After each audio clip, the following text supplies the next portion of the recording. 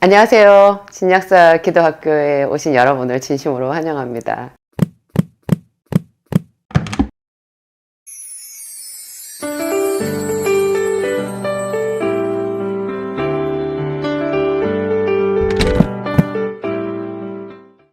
오늘도 하나님의 말씀, 이제 새해가 바뀌었는데, 또 기도학교에서 어떤 말씀으로, 더 나눠야 되나, 우리의 기도를 더 뜨겁게 하고, 더 하나님께 가까이 이르게 하는 그런 좋은 말씀을 여러분들께 드려야 되는데, 제가, 하여튼 그런, 제 마음의 소원이 있어요. 여러분들에게. 그렇죠. 말씀이 있어야 우리가 그 말씀을 가지고 한결같이 하나님 앞에 신선한 모습으로 나갈 수 있거든요. 말씀이 없이 그냥 기도를 하면 그것은 우상 숭배하는 사람들이 108배를 올리거나 탑을 도는 것하고 똑같은 모양이 되고 말아요.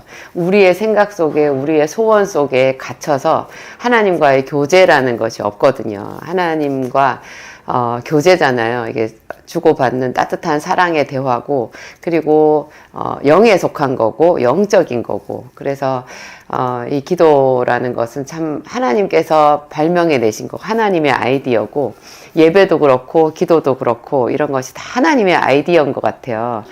우리가 죄를 지어서 에덴 동산에서 쫓겨나가지고 하나님과 단절되었는데, 그 단절된 하나님과의 관계에 어떤 소통의 길을 열어놓으신 게 그게 예배고, 그게 기도잖아요. 그 안에 이제 찬양 같은 것도 있고. 그런데 하여튼 이 기도를 우리가 하나님 앞에 더 온전한 모양으로 그 성령으로 이렇게 다가가기 위해서는 기록된 하나님의 말씀, 생명의 말씀, 이것이 잘 필요한 것 같아요. 이거를 우리 속에 차곡차곡 잘 정리를 하고 깊이 새김질을 하고 이게 줄을 잘 타야지 그 줄을 따라서 영적인 주파수를 맞춰서 하나님께 나갈 수 있거든요. 제가 오늘 준비한 말씀은 요한복음 15장에 나오는 말씀인데요. 요한복음 15장은 예수님께서 그 마지막 설교를 하신 거예요. 요한복음 13장에 보면 참 이렇게 뜨끈한 한 구절의 말씀이 나오거든요. 마음이 딱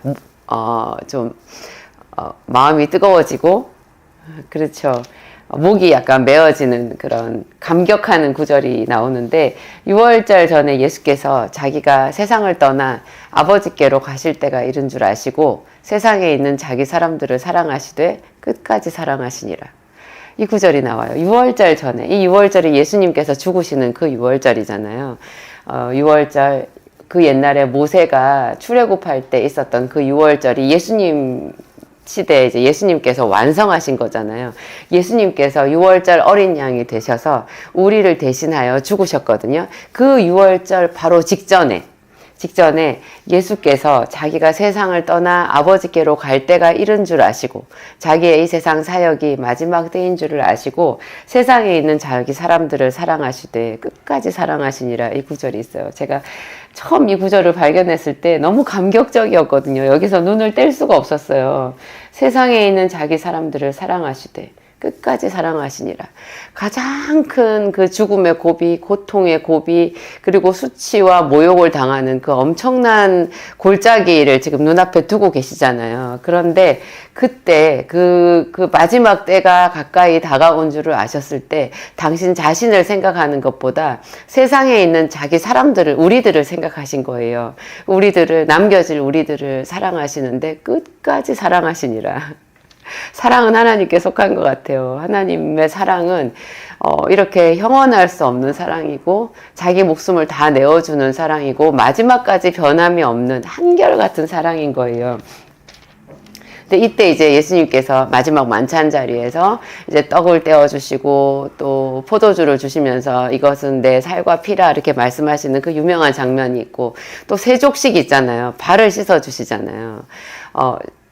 대야에다가 물을 받아서 허리에 수건을 두르시고 제자들 발을 일일이 씻겨주시는 그 유명한 세족식이 있는데, 이 세족식이 있은 다음에 이제 요한복음 14장부터 보면 15장, 16장까지 이게 예수님 마지막 설교라고 하거든요. 그리고 17장은 대제사장적인 기도라는 말을 하더라고요. 저희 목사님, 신학을 하신 저희 목사님한테 제가 들어보면 17장, 요한복음 17장은 예수님께서 눈을 들어서 하늘을 하늘을 우러러 보시고 기도하시는 장면이 나오는데, 요한복음은 특이하게 겟세마네 기도가 안 나오고요. 이 17장에 나오는 대제사장적인 기도로 가름하고 있어요. 이 내용 아주 구구절절하게 그 예수님께서 하시는 그 마지막 기도가 이렇게 나와 있는데요. 그 중에 하나가 이제 오늘 제가 말씀드리는 요한복음 15장이잖아요. 이 마지막 설교에 나오는 부분인데, 여기 보면은 내가 참 포도나무요, 내 아버지는 그 농부라 이러면서 포도나무와 가지의 비유를 하시거든요. 포도나무. 그래서 내가 참 포도나무요, 내 아버지는 그 농부라. 물은 내게 있어 과실을 맺는 가지는, 맺지 아니하는 가지는, 이렇게 구분해서 나와요. 예수님께 우리가 붙어있는 가지라는 거예요. 붙어있는 가지인데, 이게 견고하게 예수님께 잘 붙어있으면, 붙어있기만 해도 거기서 포도나무니까 포도 열매를 맺잖아요. 그러면 그 포도 열매를 가지고 하나님이 영광을 받으신대요. 그런데 겉으로 보면 붙어 있는 것 같지만 사실 이게 제대로 붙어 있는 게 아니면 그 나무로부터 양분을 공급받지를 못하니까 그런 가지는 열매를 맺지 못할 뿐만 아니라 말라버린다는 거예요. 말라서 쓸모없는 가지가 된다는 거죠. 그러면 아버지께서 이것을 제해버리신대요. 잘라버리신다는 거예요. 그러면 사람들이 이것을 모아다가 불에 던져서 태워버린다는 거예요. 쓸모가 없으니까. 근데 과실을 하나님께 맺는 가지는요, 어떤 열매라도 맺는 가지는 하나님께서 더 그 가지를 사랑하셔서 그 가지를 더 많은 열매를 맺게 하기 위하여 깨끗하게 하신대요. 여러분, 하나님의 관심은요, 우리의 거룩함이거든요. 하나님의 관심은 우리의 믿음이죠. 우리의 믿음, 그리고 하나님께서 우리를 보시는 그 믿음의 결국은 우리의 거룩함인 거예요. 우리가 예수를 믿음으로 우리가 거룩해지는 거잖아요. 그 거룩함이라는 것이 또 보면 깨끗함이거든요. 우리가 죄인이라는 사실을 잘 못 느껴요. 마치 우리가 지구에서 태어났기 때문에 중력을 못 느끼는 것하고 같다고 생각이 들어요. 이게 지구 바깥에 나가봐야 그 중력을 알잖아요. 지구 바깥에 우리도 나가본 적은 없지만 이제 뭐 우주인들 이런 거 영상 같은 거 보면 저게 중력이 없어서 저렇게 되는구나. 근데 중력인데 이 중력을 우리가 뭐 온몸으로 느끼냐고요. 못 느끼잖아요. 그와 똑같이 마찬가지로 우리가 죄인 된다라는 것을 우리가 못 느끼는 거예요. 그런데 거룩하신 하나님은 우리의 죄를 제일 먼저 보시거든요. 우리의 죄 때문에 우리가 에덴 동산에서 쫓겨난 거잖아요. 하나님과 같이 있을 수가 없는 거예요. 그 죄가 우리를 쫓아냈어요. 하나님이 우리를 쫓아냈다기보다는 죄가 우리를 쫓아냈는데, 그 하나님과 우리 사이의 관계를 다시 회복시키는 것은 거룩함이고 그것은 깨끗함인 거예요. 근데 그 거룩함, 깨끗함은 우리가 스스로 만들어낼 수가 없는 거예요. 우리 스스로는 우리를 깨끗하게 할 수가 없어요. 그런데 그 깨끗하게 하는 여러 가지 방법이 있는데, 그 중에 굉장히 중요한 방법이 오늘 이 요한복음 15장에 나와 있어요. 그게 보면 과실을 맺는 가지, 예수님께 붙어 있어서 과실을 맺는 가지는 더 과실을 맺게 하기 위해서 아버지께서 깨끗하게 농부이신 아버지께서 깨끗하게 하시느니라, 그렇게 얘기하시면서 그 다음에 하시는 말씀이 너희는 내가 일러준 말로 깨끗하였으니 내 안에 거하라, 이렇게 나와요. 저는 굉장히 충격을 받았어요. 내가 일러준 말로 너희가 깨끗해졌다는 거예요. 하나님의 말씀이요, 우리를 깨끗하게 한대요. 충격적이지 않으세요, 여러분? 요 바로 앞에 제가 아까 말씀드린 요한복음 13장에 있잖아요. 예수님께서 이제 허리에 수건을 두르시고 제자들의 발을, 대야에 물을 가지고 제자들의 발을 하나씩 씻어줄 때 제자들은 다 영문도 모르고 당황스럽지만 그냥 예수님이 씻어주시는 대로 가만히 있었어요. 그런데 우리들의 수제자인 베드로는 여기서 이제 딱 하나님, 예수님께 이제 말씀을 드리는 거죠. 주께서 내 발을 절대로 씻기지 못하시리이다. 어떻게 주께서 하나님의 아들이시오 그리스도인 주께서 내 더러운 발을 씻기신단 말입니까? 그 말인 거죠. 그게 생략된 거죠. 주께서 내 발을 절대로 씻기지 못하시리이다, 그렇게 말해요. 그 말이 있어서 참 다행이에요. 이 발을 씻기는 의미를 예수님께서 설명하게끔 한 거잖아요. 그래서 우리가 베드로 때문에 그 발을 씻기는 의미를 배울 수 있게 됐어요. 예수님께서 이렇게 말씀하시죠. 베드로에게 말하기를 시몬아 내가 너희 발을 씻기지 아니하면, 내가 너를 씻기지 아니하면 네가 나와 상관이 없다 그래요. 무슨 말이에요? 우리의 죄를 씻어주시고 우리를 거룩하게 해주시는 그 하나님의 손길이 우리를 거쳐가야 된다는 거예요. 우리가 죄인이기 때문에 죄인을 구하러 오신 예수님과 사랑의 관계가 만들어진다는 거죠. 자기 스스로 깨끗하다라고 생각을 한다면 우리의 구원자 되신 예수님과 아무런 관계가 없는 거예요. 그래서 내가 너의 발을 씻겨야 너와 내가 상관이 있다. 내가 너를 씻기지 아니하면 너와 상관이 없다. 이렇게 얘기를 하셨어요. 그러니까 또 베드로는 얼마나 그 사람이 담백하고 그냥 직선적인 사람인지 바로 얘기를 하는 거예요. 그러면 왜 발만 씻겨주시냐? 손과 머리도 다 닦아달라. 이렇게 얘기를 했어요. 참, 베드로가 우리가 해야 되는 말을 다 하고 있는 건데요. 예수님께서 이미 목욕한 자는 발밖에 씻을 필요가 없대요. 온몸이 깨끗하다는 거예요. 이미 목욕한 자는 발밖에 씻을 필요가 없대요. 너희가 깨끗하나 다는 아니니라. 이런 의미심장한 말씀을 하시는 거예요. 근데 우리가 언제 목욕을 했나?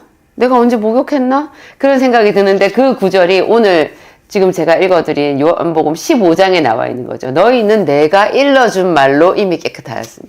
예수님의 말씀을 듣고 예수님을 하나님의 아들로 믿고 예수님을 따라왔잖아요. 그 말씀을 믿고 따라온 그것이, 그 행위가 그 말씀으로 인해서 우리를 깨끗하게 씻어준다는 거예요. 그 말씀의 작용이. 근데 너희가 깨끗하나 다는 아니니라 하셨잖아요. 그게 다는 아니다라는 그 말이 가룟 유다를 지칭해서 하시는 말씀이죠. 가룟 유다는 겉으로 보면은 그 제자들 무리에 껴 있어도 그의 마음으로 예수님의 말을 믿지 않았고 예수님이 하나님의 아들이시다라는 것도 더불어 믿지 않았어요. 그러니까 똑같이 말씀을 들었어도 그 말씀이 가룟 유다를 깨끗하게 하지 못했던 거죠. 이 말씀을 듣고 아멘으로 받고 계속 그 말씀을 사랑하면 그 말씀이 우리를 목욕을 시킨다라는 거잖아요. 근데 그 말씀으로 목욕을 시켜도 마지막에 또 방점으로 발을 씻기는 문제는 또 남아있는 거예요. 온몸이 깨끗하지만 또 예수님의 더 깊은 사랑을 경험하는 자들은 예수님께 발을 씻어주는 그 씻김을 받는 그런 은혜를 입을 수 있다는 거죠. 그러면서 하시는 말씀이 내가 너희의 스승이 되어서 너희의 주가 되어서 너희의 발을 씻겼으니 너희도 서로 발을 씻기는 것이 합당하다. 그렇게 말씀을 하시잖아요.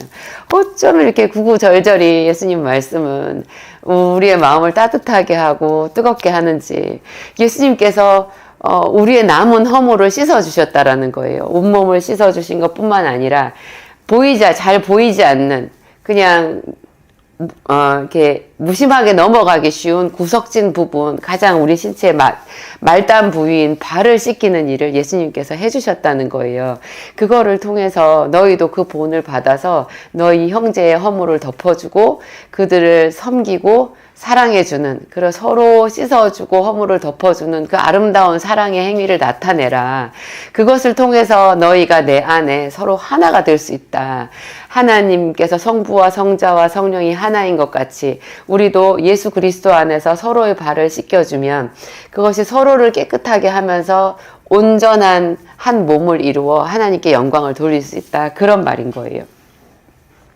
그러면서 하시는 말씀이 이렇게 내 말이 너희 안에 있잖아요. 내 말이 너희 안에 있으면 너희가 그 말로 깨끗하여질 것이요. 거기서 덤으로 하나 더 붙는데요. 그게 7절에 나와요. 너희가 내 안에 거하고 내 말이 너희 안에 거하면. 너희가 내 안에 거하고 우리가 포도나무에 붙어 있는 거죠. 그리고 포도나무로부터 진액을 받아들여서 계속 그 말씀을 우리가 묵상하고 말씀을 사랑하잖아요. 그러면 우리가 깨끗해질 뿐만 아니라 아까 열매를 맺는다 그랬죠. 그것뿐만이 아니라 거기서 너희가 원하는 대로 무엇이든지 구하면 받는다잖아요. 이게 여러분 우리의 희망사항 아니에요? 우리에게는 항상 결핍이 있고 아픔이 있고 하나님의 사랑이 필요해요. 성령이 필요하고 기적이 필요해요. 그런 우리의 결핍의 문제를 하나님의 말씀이 우리 안에 있고 우리가 하나님 안에 있으면 그냥 이루어진다라고 얘기를 하시는 거예요. 이거 정말 그래? 그러면은 원하는 대로 구하라. 그래야면 이루리라. 이게 진짜일까? 그런 생각이 들잖아요. 진짜인 거예요, 여러분. 제가 20년, 30년 이렇게 기도하면서 요 근래 몇 년 동안 제 인생에 생긴 일들, 그리고 저희 교회에 이루어진 일들을 이렇게 보면, 아, 정말 넘치게 하나님께서 응답해 주시는구나. 넘치게 응답해 주시는구나. 그분의 때에 그분의 말씀을 이루시는구나. 마치 아브라함을 하나님께서 75세에 부르셨는데, 내 본토 친척 아비 집을 떠나서 내가 너에게 지시할 땅으로 가라. 그리하면 내가 너에게 복을 주고 내 이름을 창대하게 하리니 너는 복이 될지라. 세상 모든 민족이 너로 말미암아 너의 후손으로 말미암아 복을 받으리라. 그런 이야기를 하셨잖아요. 근데 그런 말씀을 하셨는데 가나안 땅에 오자마자 아브라함이 맞닥뜨린 것은 기근이었어요. 그리고 자기가 있을 땅 한 평이 없다라는 그 엄연한 냉정한 현실 앞에 당황했을 거예요. 그래가지고 애굽으로 내려갔는데 애굽에서 두려우니까 자기 아내 사라를 여동생이라고 해가지고 어이없게도 자기 아내를 바로 왕에게 시집 보내는 그런 수모를 당하잖아요. 그리고 이제 하나님께서 직접 개입을 해주셔가지고 그 속에서 건짐을 받아가지고 이제 많은 재물을 끌고 도로 나오기는 하는데 그 뒤에도 계속해서 아브라함의 생애는 나그네 생활이었잖아요. 그리고 조카 롯하고도 헤어지고 또 조카 롯이 또 소돔 땅에 살다가 포로로 잡혀가는 그런 일도 있고 그래서 그것 때문에 자기가 또 집에서 길리운 자 300명이 좀 넘는 얼마 안 되는 그 군인들을 동원해가지고 목숨을 걸고 그 그돌라오멜 연합군을 치러 가기도 하고 뭐 그런 여러 가지 일들이 있었잖아요.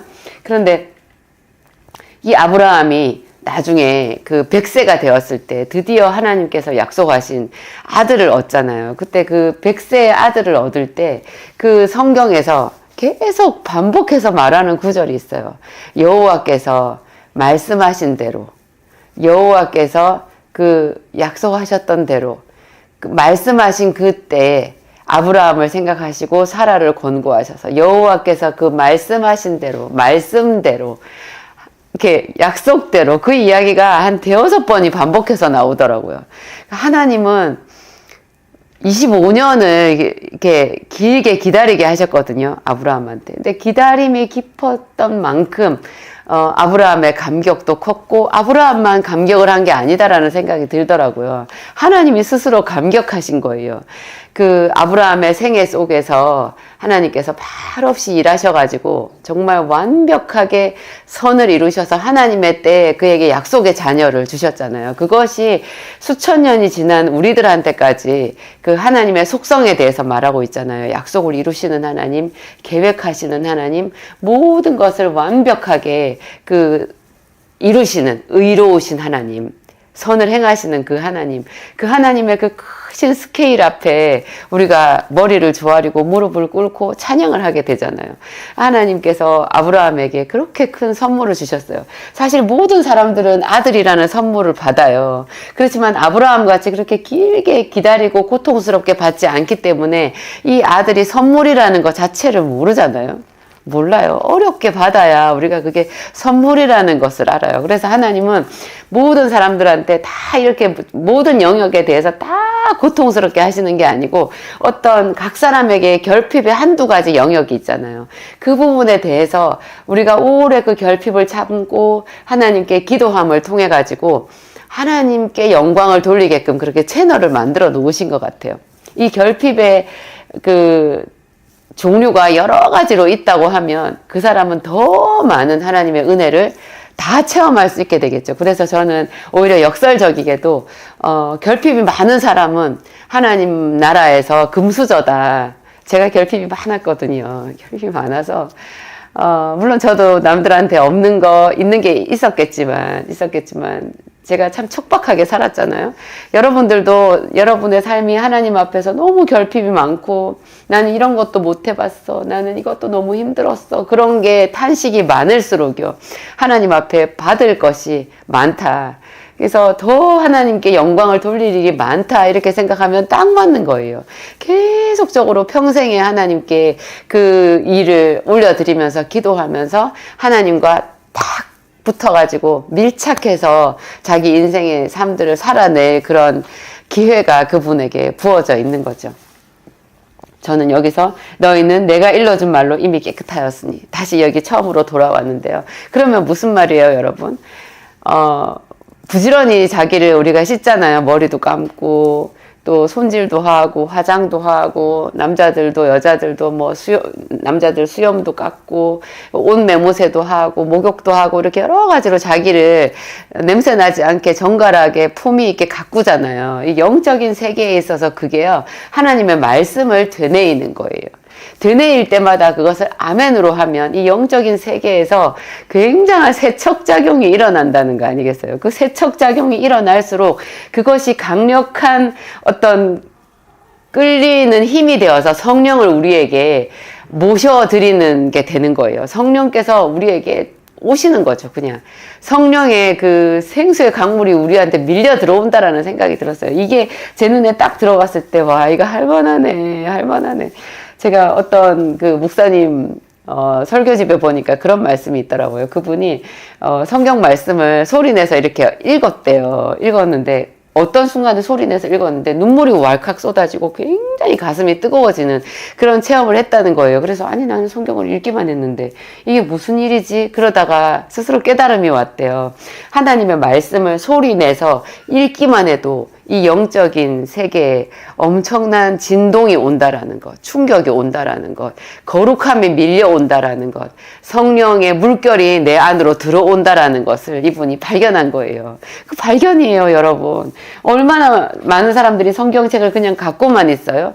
그냥 성경 말씀을 암송은 하지만 머릿속에만 넣어놓고 꺼내서 읽어보지를 않잖아요. 되뇌이지를 않잖아요.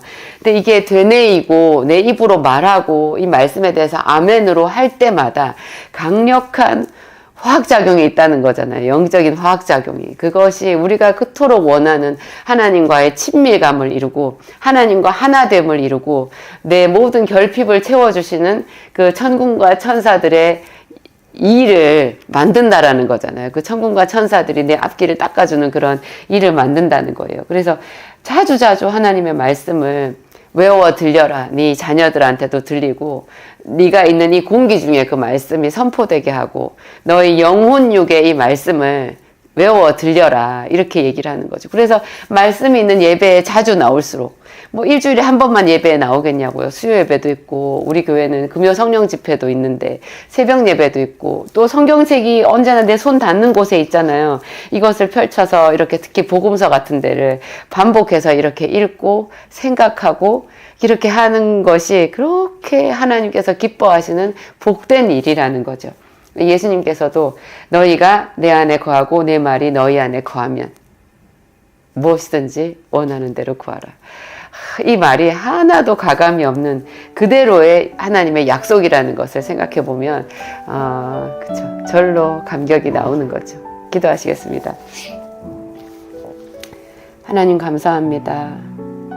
거짓이 없이 진실하신 아버지께서 오늘 우리에게 하나님의 말씀으로 깨끗하여지는 놀라운 약속을 우리에게 들려주셨습니다. 하나님 감사합니다. 감사합니다. 웬 말인지 웬 은혜인지 하나님의 말씀으로 우리가 위로도 받고 하나님 여러 가지 계시의 말씀을 깨닫기도 하고 듣기도 하는데 그뿐 아니라 이 말씀이 우리를 깨끗하게 하고 이 말씀이 우리를 하나님께로 인도한다라는 것, 하나님 우리가 필요한 모든 것을 끌고 오는 놀라운 동력이 된다는 것 오늘 다시금 배웠습니다. 말씀이신 하나님 찬양합니다. 우리 안에서 더 힘있게 역사하시옵소서. 모든 교회들의 하나님의 말씀이 힘있게 나타나기를 소원합니다.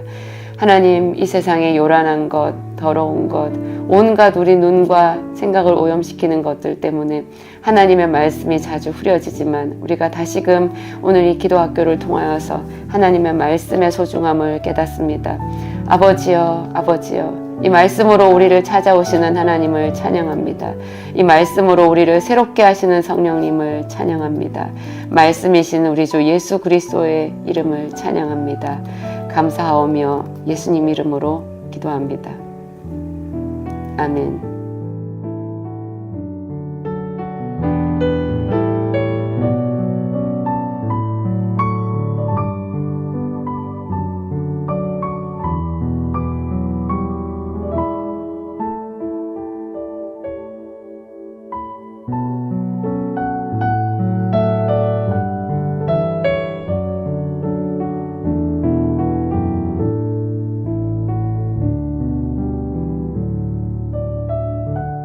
안녕하세요. 저희 기도학교에 오신 여러분들을 진심으로 환영하고, 오늘도 제가 이 말씀을 전할 수 있어서 너무나 기쁘고 감사합니다. 여러분은 다 제 기도학교에 오신 여러분은 정말 하나님을 사랑하시는 거죠. 얼마나 하나님을 사랑하셔야 이 유튜브에 많은 채널들이 있잖아요. 제목만 봐도 혹하고 끌리고 하는 그런 채널들이 많이 있는데 그 중에 이 재미없는 기도학교에 들어오셨겠어요. 정말 하나님을 사랑하시는 여러분들을 저도 만나게 되어서 참 반갑고, 그런 분들과 함께 가장 세상적인 채널인 이 유튜브에서 도리어 하나님의 이야기를 할 수 있다는 그 신비로움에 대해서 또 생각하게 되는 것 같아요. 제가 오늘 사무엘상 7장 말씀을 가지고 왔는데요. 이 말씀을 쭉 묵상하다가 이렇게 예수님께로 쭉 연결이 되더라고요. 무엇이든지 구약 성경에 있는 어떤 내용이 신약에 있는 예수님 이야기로 연결이 되면 굉장히 그게 영감이 있고 감동적인 것 같아요. 예수님께서도 말씀하셨죠. 성경이 나에 대해서, 예수님 자신에 대해서 기록해 놓은 책이라고. 그때 말씀하시는 성경은 구약 성경이잖아요. 이 구약 성경 안에서 예수님을 발견할 수 있으면 또 신약의 예수님 이야기로 넘어가서 연결이 되면서 그 구약의 이야기가 예수님의 이야기로 완성이 된다면, 그게 가장 그 성령께서 영감을 많이 주시는 그런 연결 방법, 깨달음의 방법인 것 같아요. 여기에 무슨 이야기가 있냐면, 이게 사실은 사무엘상 6장부터 연결되는 건데요. 이스라엘 백성들이 실로에 있었던 여호와의 언약궤를 블레셋 사람들한테 빼앗겼죠. 그게 이제 이스라엘과 블레셋 간에 전쟁이 있었는데, 그 당시에 이제 실로에 있었던 엘리, 제사장 엘리의 두 아들 홈니와 비느하스가 경거망동하게도 전혀 자기들은 평소에 하나님과 상관없이 악하게 그렇게 악을 행하면서 살았음에도 불구하고 그 전쟁에 이기기 위한 어떤 보증수표 같은 걸로, 부적 같은 걸로 하나님의 언약궤를 메고 나가자 했어요. 그래가지고 그 언약궤를 메고 나가서 그 언약궤는 언약궤대로 블레셋 사람들한테 뺏기고, 그 홈니와 비느하스는 한날 한시에 죽임을 당하고, 그 충격으로 그 아버지였던 제사장 엘리까지 죽고 말았어요. 하여튼 그런 끔찍한 일이 있었는데, 전쟁에 지고 나니까 이제 이스라엘은 땅도 많이 빼앗겨버리고 블레셋 사람들한테 영 맥을 못 추게 돼요. 그때 블레셋 사람들이 이제 좋아라 하면서 이스라엘의 신을 우리가 이렇게 사로잡아 왔다 그러면서 자기 신 다고온의 그 신전 안에다가 하나님의 언약궤를 넣어 놓는 사건이 있었잖아요. 그랬더니 그 하나님의 언약궤는 사실 성경에 나와 있는 대로 보면 이렇게 괴짝 같은 거래요. 너무 볼품이 없대요. 물론 가장자리를 금으로 싸고 이렇게 채가 매여 있는 그런 모양이긴 하는데요. 이게 본래 하여튼 보잘것없는 그런 나무 재료로, 시띠나무인가 그걸로, 조각목이라고 하는 시띠나무죠. 그걸로 만든 거고, 좀 뭐 백향목이나 이런 좋은 나무로 만든 게 아니에요. 그런데다가 하여튼 크기도 작고, 우상은 엄청나게 크고, 뭐 금으로 입히고, 뭐 위압적이잖아요. 그런데 하나님의 언약궤는 그런 면에서 보았을 때 볼품이 없죠. 근데 그 언약궤를 이제 자기 신 다고온의 신전 안에다 넣어놓고 좋아라 했는데, 이게 문제가 생겼잖아요. 다음날 가봤더니 다고온 신의 목이 부러져 있고, 또 그 다음날 또 가서 봤더니 완전히 자기 신의 허리가 다 부러져가지고 언약궤 앞에 엎드린 그런 처참한 모양이 됐잖아요. 그래서 이 블레셋 사람들이 놀래가지고 그 하나님의 언약궤를 다른 성으로 옮겼거든요. 블레셋 지경 안에 다른 성으로 이렇게 옮겼더니, 그 하나님의 언약궤가 가는 데마다 막 전염병이 돌고 재앙이 일어나서 난리가 난 거예요. 그래서 블레셋 사람들이 도저히 견딜 수가 없어가지고 그 언약궤를 결국 베세메스라고 하는 이스라엘 지경 안으로 이렇게 소한테 멍에 매지 않은 아니죠. 그게 암소 두 마리인가 하여튼 소가 끄는 수레에다가 그 태워가지고 돌려보내잖아요. 그 소가 젖먹이는 송아지가 있는 암소인데요. 그 암소가 눈물을 흘리면서 송아지한테로 안 가고 반대 방향인 베세메스로 갔어요. 그래서 블레셋 사람들이 정말로 이스라엘의 하나님에 대해서 큰 두려움을 가지게 됐거든요. 그 말 못하는 소가 소가 하나님의 성령에 이스라엘의 신의 감동이 되어서 자기 발로는 가고 싶지 않은, 가야 되는 그 송아지가 있는 곳이 아니라 정반대 방향 벳세메스로 갔거든요. 그렇게 해서 국절 끝에 이제 그 이스라엘의 하나님의 언약궤가 벳세메스로 돌아오게 되었는데요.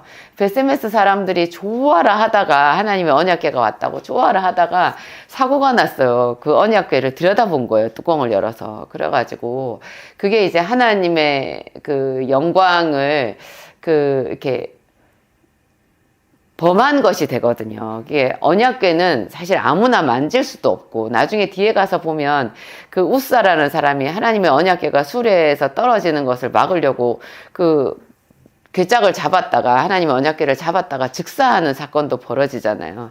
하나님의 언약궤는 아무나 만질 수가 없는 거예요. 옮길 때도 채에다가 매가지고 제사장들이 어깨에 메고 옮길 수 있는 거거든요.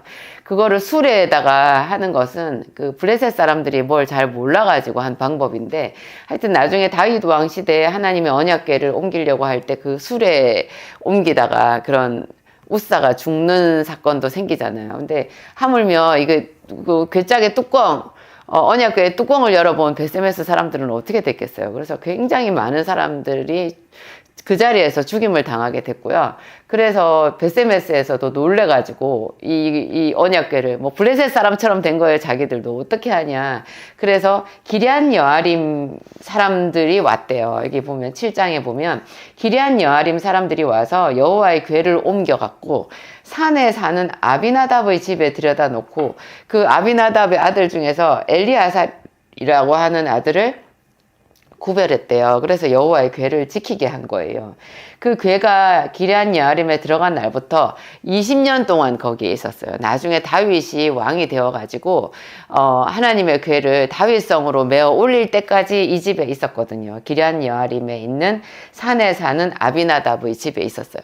근데 그 다음 구절에 보면 이스라엘 온 족속이 여호와를 사모하니라 이렇게 되어 있어요. 이 말씀이 제 마음속에 쑥 들어오는 거예요. 여러분들도 하나님을 사모하시죠. 예수 그리스도의 십자가를 사모하고 그분이 주시는 신령한 은혜를 사모하죠. 물론 이 세상 사람들의 거의 대다수는 하나님의 은혜를 알지도 못하고 사모하지도 않아요. 그런데 이스라엘 사람들이 이제 지금 요 시대에 벳세메스에서 기럇 여아림으로 여호와의 언약궤가 와서 20년 동안 이렇게 그 아비나답의 집에 그냥 조용히 있었잖아요. 아무 일 없이 묵묵하게 그냥 하나님이 어떤 역사도 하지 않으시고 그냥 그곳에 계셨어요. 근데 그 기간 동안 이스라엘 많은 사람들이 이스라엘 온 족속이 여호와를 사모했다라는 거예요. 근데 저는 그런 마음이 들었어요. 우리 속에 하나님을 사모하는 마음이 있고 하나님도 우리를 사랑하시지만 그것만으로 하나님과 우리 사이가 긴밀해지고 화목해지지는 않는 거예요. 뭔가 우리도 하나님을 사모함이 있고 하나님이 우리를 사랑하셔도 거기에 어떤 더 연결이 되는 뭔가가 있어야 되는 거예요. 근데 그게 뭔지를 바로 이 사무엘상 7장 3절에서 사무엘 선지자가 이야기를 하고 있어요. 뭐라고 하냐면 그때 당시 이제 사무엘이 이스라엘에 사사로 있었잖아요. 제사장 엘리가 죽고 난 뒤니까 그 제사장 엘리에게 배웠던 이 사무엘이 아이 사무엘이었죠. 그때는 어렸는데 이 사무엘이 커서 이스라엘의 사사가 됐어요. 지도자가 된 거죠. 사무엘이 이렇게 말했어요. 이스라엘 온 족속에게 일러 가로되 너희가 전심으로 여호와께 돌아오려거든. 바로 앞구절이 20년 동안 기럇 여아림에 궤가 있는 동안에 이스라엘 온 족속이 여호와를 사모하니라 이렇게 됐잖아요. 그 바로 다음 구절이 사무엘이 이스라엘 온 족속에게 일러 가로되 너희가 전심으로 여호와께로 돌아오려거든. 사모한다고 끝나는 게 아닌 거예요. 돌아와야 되는 거예요. 근데 돌아오려고 하는 그 마음이 있는 것만으로도 되지 않고 뭔가를 행동으로 옮겨야 되는데 그게 뭐냐? 이방신들과 아스타롯을 너희 중에서 제거하고 너희 마음을 여호와께로 향하여 그만 섬기라. 여러분 뜨끔하지 않으세요? 처음에는 제가 이 말을 듣고 이방신들 우리한테 이방신이 있나? 아스타롯이 있어? 내 마음을 온전히 여호와께로 향하여 그만 섬기라. 나는 그렇게 하고 있는데 이렇게 생각이 들었어요. 근데 조금 있다가 다시 이 말씀을 찬찬히 보면 정말 우리 마음속에 항상 하나님 이외에 다른 것들이 많이 있다라는 생각이 들더라고요. 이미 예배를 드리는 우리도, 이미 하나님의 이름을 부르고 그분께 기도하려고 하는 우리들조차도 있죠. 조차도 하나님을 사모하는데 우리들조차도 우리 속에 하나님 이외에 다른 것들이, 다른 염려와 근심과 잡다한 것들이 우리 속에 하나님보다 더 많은 자리를 차지하고 이렇게 있는 거예요. 버젓이 있는 거예요. 그러니까 그 모든 것을 다 아는 사무엘이 이스라엘 온 족속에게 일러 가로되 너희가 전심으로 여호와께로 돌아오려거든 너희 속에 하나님 이외의 것들을 버려라. 그리고 전심으로 하나님께로 향하여 와서 그만 섬겨라. 이렇게 얘기하는 거예요. 이런 구절들이 성경 곳곳에 나오거든요. 이보다 훨씬 앞에 창세기에 보면 그 야곱이 그 자기 아들들한테 그렇게 말을 하잖아요. 너희에게 있는 이방 신상을 다 갖다 버리고 우리가 베델로 올라가서 우리 하나님께 제사를 드리자. 그렇게 얘기해요. 그 바로 직전에 그 야곱의 딸 디나가 그 강간을 당하는 사건이 있었잖아요. 그리고 그것 때문에 야곱의 두 아들 시므온과 레위가 그 세겜성에 들어가가지고 세겜성 사람들을 속여가지고 할례를 받게 한 다음에 그 고통이 제일 심한 3일째 그 칼을 차고 들어가서 그들을 다 죽이는 엄청난 사건이 있었잖아요. 하여튼 그 사람들이, 세겜성 사람들이 야곱의 딸을 강간하는 그런 나쁜 짓을 저질렀지만 야곱의 두 아들 시므온과 레위는 그 악보다 더 큰 악을 저질러서 그야말로 엉망진창이 되어버리고 말았어요. 그랬을 때 하나님께서 직접 야곱에게 말씀하시기를 네가 내게 이렇게 서원하고 기도했던 그 베델로 올라가라. 베델로 가서 거기서 나에게 제단을 쌓으라. 그렇게 말씀하셨거든요. 그러니까 야곱이 그 말씀에서 더 보태어가지고 자기 아들들에게 하는 말이 너희 몸을 단장해라. 옷을 갈아입어라. 그리고 너희가 가지고 있는 이방 신상을 다 제거해라. 그렇게 말하는 거예요. 그러니까 그 전에 야곱도 알았던 거죠. 자기 집에 이미 이방 신상이나 이방의 그런 나쁜, 그 세겜성의 나쁜 그런 그 우상을 섬기는 습관들이 자기 아들들을 다 오염시켰다라는 것을 알고 있었던 거예요. 걱정은 했겠죠. 그랬는데 그 일이 점점 커져서 자기 딸 디나가 강간을 당하고 그리고 자기 아들들은 더 끔찍한 강도 살인죄를 범하는, 그래서 하나님께 축복의 약속을 받았음에도 불구하고 그 죄 때문에 하나님과 완전히 단절되는 그런 끔찍한 일이 생기고 마른 거예요. 그러니까 야곱이 자기들을 새롭게 해야 되겠다라는 그런 결단이 서가지고 자기 아들들한테 그렇게 말을 한 거죠. 다 제하라고, 다 버리라고. 하나님께서 싫어하시는 그런 우상을 버리고 너희 몸을 새롭게 단장하고 마음을 새롭게 하라는 거예요. 그래가지고 우리가 베델로 올라가자. 그랬을 때 하나님께서 그 사방 모든 주변에 있는, 세겜성 주변에 있는 모든 사람들의 마음에 큰 두려움을 주셔가지고 아무도 야곱을 추격하는 자가 없게 해주셨대요. 만약에 그때 야곱이 그냥 출발을 했잖아요. 그냥 출발을 했으면 그 야곱 족속이 지은 죄 때문에 그 주변에 있는 모든 족속들이 다 덤벼가지고 야곱 족속은 멸절당하고 말았을 거예요. 하여튼 그 죄가 있으면 하나님과 우리 사이가 멀어지게 되고 그러면 그 보호막이 사라지잖아요. 그래서 우리가 뭐 세상에서 여러 가지 환난을 당하는 것 같아요. 하나님께서 말씀하셨어요. 너희가 세상을 섬기는 것과 나를 섬기는 것 중에 어떤 것이 좋은지 스스로 생각해봐라. 우리도 모르게 굉장히 자연스럽게 세상으로 기운다라는 거예요. 제가 이거를 신약성경 어디서 찾았냐, 신약성경 누가복음 7장의 말씀이 딱 여기랑 연결이 되는 거예요. 그 기럇 여아림의 산에 있는 아비나답의 집에 그 여호와의 언약궤가 있었다. 근데 산에 있는 아비나답의 집에서 여호와의 언약궤가 20년을 있었는데요. 그 하나님을 제대로 섬기고 그 언약궤를 제대로 섬기는 사람이 하나도 없었다는 거예요. 하나도 없었다는 거예요. 물론 이제 사무엘 선지자는 언약궤와 상관없이 하나님의 종으로서 하나님이 주시는 영감으로 이스라엘을 다스렸지만, 이스라엘 백성들 중에 하나님께서 주신 언약궤가 있다는 것 자체가 굉장한 축복이잖아요. 근데 그 축복의 문을 제대로 열 수 있는 어떤 믿음을 가진 사람이 하나도 없었다는 거죠. 근데 나중에 20년이나 훨씬 더 지난 다음에 다윗이 이스라엘의 왕이 되고 난 뒤에 비로소 그 언약궤를 모시고 나오려고 했잖아요. 그때도 뭘 잘 몰라가지고 수레로 옮기다가 우사라는 그 아비나답의 아들이 죽고 말았고, 그때 모든 사람들이 두려워하고 다윗도 크게 곤란해가지고 막 놀라고 이래가지고 어쩔 줄을 몰라 할 때 오벳 에돔이라는 사람이 그 언약궤를 자기 집에 가져갔잖아요. 석 달을 있었어요, 오벳 에돔의 집에서. 그랬는데 하나님께서 그 오벳 에돔의 예배를 받으신 거죠.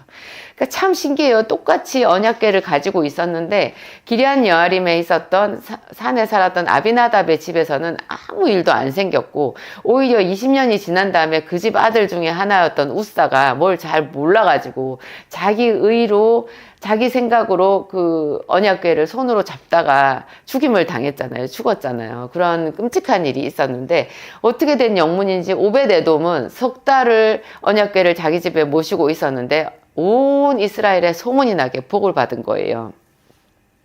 그 이야기가 이 누가복음 7장에 나와 있는 그 한 바리새인의 이야기로 연결이 되더라고요. 여기 보면 누가복음 7장 36절인데요. 한 바리새인이 예수께 나와서 자기 집에서 잡수시기를 청했대요. 그러니까 이 바리새인, 본래 바리새인들은 전체적으로 예수님과 적을 두고 있었잖아요. 이 바리새인들이 예수님을 다 싫어했거든요. 공개적으로 그 사람들은 예수님을 핍박하는 사람들이었어요. 근데 그 중에 아주 드물게 한 사람씩 이렇게 예수님께 다가오는 바리새인들이 있었는데요. 성경 복음서 곳곳에 보면 예수님과 함께 식사를 했다는 바리새인의 이야기가 나오더라고요. 참 신기해요. 식사 자리 초대를 한 거예요. 그래서 예수님께서 또 그 바리새인의 집에 갔어요. 들어가서 앉으셨어요. 예수님도 이 바리새인의 마음이 온전하지 않다는 것을 아시면서도 그 집에 앉으신 것 같아요. 전체적으로 보았을 때. 근데 앉으셨는데 그 동네에 죄인인 한 여자가 그 집에 들어와가지고 그 동네 사람들이 다 아는 거죠. 그 여자가 죄인이라는 거를 다 손가락질하는 그런 여자인 거예요. 근데 그 여자가 향유 담은 옥합을 가지고 왔어요. 향유를 예수님께 부은 사건이 성경에 여러 군데가 나오는데, 이 누가복음에 나오는 이 사건은 약간 결이 다른 것 같아요. 하여튼 이 죄인인 여자가 식사하시는 그 예수님이 계신 바리새인의 집에, 이 바리새인이 얼마나 율법주의자예요. 그러니까 온 동네 사람들이 평소에도 이 여자를 손가락질을 했을 텐데 이 여자는 그 수치를 무릅쓰고 살았을 거 아니에요. 그런데 바리새인의 집에 예수님이 계신데 그 바리새인의 집에 자기 발로 간다라는 거예요. 그 모든 수치를 무릅쓰고 간 거예요. 이 여자가 그 정도로 모든 사람들이 자기를 정죄하는 눈으로 무시하고 멸시하고 막 욕하는 그런 눈으로 자기를 보는 그 한복판에 향유 담은 옥합을 가지고 예수님 한 분만을 바라보고 갔다라는 것이 진짜 대단한 거예요. 제가 봤을 때는 혈루증 앓던 여인이 그 자기 몸이 어지럽고 힘들고 기운 빠지고 그렇죠. 그런데다가 자기가 혈루증을 앓고 있다는 것이 드러나는 순간 사람들한테 돌을 맞을 수도 있잖아요. 그런데 그 위험을 무릅쓰고 그 기운 없는 그 피가 다 말라버려서 얼마나 어지럽고 기운 없었을 텐데 그 여자가 예수님께로 군중을 삐집고 가서 그 옷자락에 손을 댔잖아요. 그 옷자락만 만져도 자기가 나을 거라고 생각했기 때문에. 근데 그 강렬한 믿음이 그 여자를 낫게 했거든요. 그리고 그 믿음이 예수님을 감동시켰어요. 근데 그 못지 않은 것 같아요. 이 여자가 모든 사람들이 자기를 정죄의 눈빛으로 바라보는 그 한복판으로 향유를 담은 옥합을 가지고 가서 눈물을 흘리면서 예수님의 발에 자기 볼을 비비고 자기 머리카락으로 예수님 발을 씻긴 거예요. 향유를 예수님 발에 부은 거예요. 막 눈물이 범벅이 됐어요. 어떤 집사님이요, 이 장면을 읽으면서 그랬대요. 뭐 그렇게까지 해. 뭐 그렇게까지 해야 되겠어? 뭐 예수님을 사랑하면 됐지. 뭐 그렇게 발에다가 입을 맞추고 거기다 눈물을 쏟고 거기다가 향유를 붓고 그래. 이런 좀 민망한 마음이 들었대요. 그런데 그 뒤에 자기가 그 말씀을 묵상하고 난 뒤에 기도를 하는데 성령께서 임하셨거든요. 그 집사님에게 임해가지고 참 성령님도 재밌으세요. 그 집사님한테 어떤 감동을 주었냐. 자기도 있죠. 눈물이 범벅이 돼서 예수님 발에 자기 얼굴을 부비는 그런 환상을 봤대요. 그런 감동이 오더래요. 그러니까 우리 잘 모르는 거예요. 예수님을 사랑한다라는 것이 어떤 건지. 내가 예수님을 사랑하고 내 마음이 뜨거워졌을 때 이 여자 못지않게 우리도 다 그런 마음이라는 거예요. 하여튼 이 여자가 그렇게 했는데 여기서 바리새인이 굉장히 이제 이것을 싫어한 거죠. 그래가지고 자기 마음속에 그 사람이 마음속으로 생각했어요. 식사를 초대했던 그 바리새인이 마음속으로 생각했어요. 뭐라 그랬냐. 예수님을 의심한 거예요. 예수님 내가 선지자인 줄 알고 우리 집에 모셨더니 선지자가 아닌가 보네. 선지자라면 자기를 만지는 저 여자가 죄인이라는 거 우리 다 아는데 어떻게 그 죄인의 손으로 지금 뭐 만지는데 가만히 있고 그 눈물로 씻고 하는 저런 참 저 야릇한 저 장면에 지금 저거를 다 받고 있냐 그런 생각이 든 거예요. 그래가지고 굉장히 그게 이제 거북하고 싫었던 거죠. 그랬더니 예수님께서 그 바리새인의 속마음을 다 아시고 예수님께서 말씀하셨어요. 대답하셨어요. 그 사람은 바리새인을 속으로 생각했는데 있죠. 마음에 이르렀는데 예수님이 그 마음의 소리에 대해서 예수님은 말씀으로 대답을 하셨어요. 예수님께서 대답하여 가라사대 이렇게 나오거든요. 여러분 좀 뜨끔하죠. 우리가 마음속으로 저 사람 밉다, 뭐 저래, 성질을 하네 막 이런 생각을 할 때 예수님이 대답하신다고 생각해 보세요. 여기 예수님이 대답해요. 시몬아, 시몬아, 시몬아. 이게 이 바리새인의 이름이 시몬이라는 것을 우리가 알 수 있어요. 시몬아, 내가 너에게 이를 말이 있다. 하나님은 우리 같으면 분통이 터져가지고 막 욕이 나올 법도 한데, 그죠? 자기 식사 자리에 초대해 놓고는 마음속으로 저렇게 불손한 생각을 하다니 예수님을 의심한 거잖아요. 그리고 뭐 선지자도 아니네, 뭐 세상에 죄인인 줄도 구별 못하고 저런 지저분한 거를 그냥 받고 있네, 막 이랬으니까 사실은 예수님을 모욕한 건데요. 그 부분에 대해서 예수님이 내가 너에게 이를 말이 있다 이렇게 얘기하시는 거예요. 참 부드러워요. 그랬더니 또 외식하는 자, 참 그 겉으로는 또 멀쩡해 보이는 이 시몬이 가로되 선생님 말씀하소서 또 이래요. 얼마나 이게 가식적이에요. 그랬더니 예수님께서 가라사대 빚주는 사람이 있었는데 다른 사람에게 돈을 빌려준 채주가 있었다는 거죠.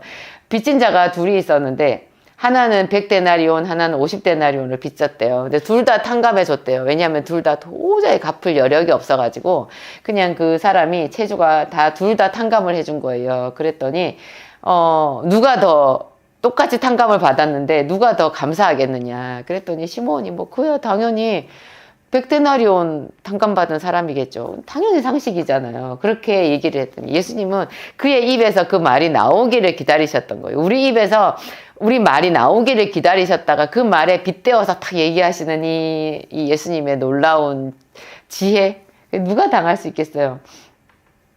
예수님이 가라사대 네 판단이 옳다, 네 말이 맞다. 굉장히 인격적이죠. 네 말이 맞다 그러시면서 이렇게 얘기하시는 거예요. 여자를 돌아보시며 시몬에게 이르시되 이 여자를 네가 보느냐. 다시 보라는 거예요. 분명히 지금 바리새인 시몬은 이 여자를 보고 예수님을 봤거든요. 자기가 보는 식으로 보고 그 판단으로 굉장히 기분 나빠가지고 혼자서 속으로 그렇게 얘기했는데 예수님께서 다시 보라고 얘기하시는 거예요. 네가 이 여자를 보느냐. 네가 본 것 이외에 지금 볼 것이 있지 않느냐. 내가 너의 집에 들어왔을 때 예수님께서 식사 초대를 받고 이 집에 들어왔잖아요.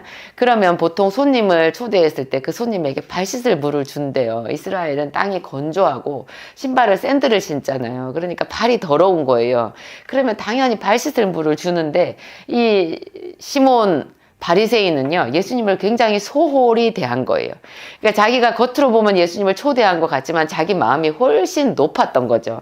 그래가지고 예수님께 발 씻을 물도 안 준 거예요. 그 당연히 드려야 되는 그것도 물도 안 주었는데 이 여자는 눈물로 내 발을 씻었다는 거죠. 비교되잖아요. 그리고 눈물로 내 발을 적시고 그리고 자기 머리털로 예수님 발을 씻었다는 거예요. 근데 또 손님이 오면 그 손님에게 주인이 입을 맞추거든요. 그게 격식을 갖춘 공손의 인사예요. 환대의 인사인데 너는 내게 입 맞추지 않았다는 거예요. 뭔가 예수님을 초대는 해놓고 예수님을 거리를 둔 거죠. 입도 맞추지 않고 그리고 발 씻을 물도 주지 않았어요. 근데 예수님은 이 여자를 보고 얘기하시는 거예요. 이 여자는 내가 들어올 때부터 내 발에 입 맞추기를 그치지 아니하였다. 그리고 손님이 더 귀한 손님이 오면 머리에 감람유를 붓는데 그게 올리브유거든요. 굉장히 향기로운 올리브유를 여기다 발라주는데 너는 그 감람유도 나한테 붓지 않았다. 그런데 이 여자는 향유, 감람유보다 향유는 뭐 수십 배로 비싼 거거든요. 그거를 예수님 팔에 부었다라는 거예요. 그러므로 내가 너에게 말하노니 저희 많은 죄가 사하여졌도다.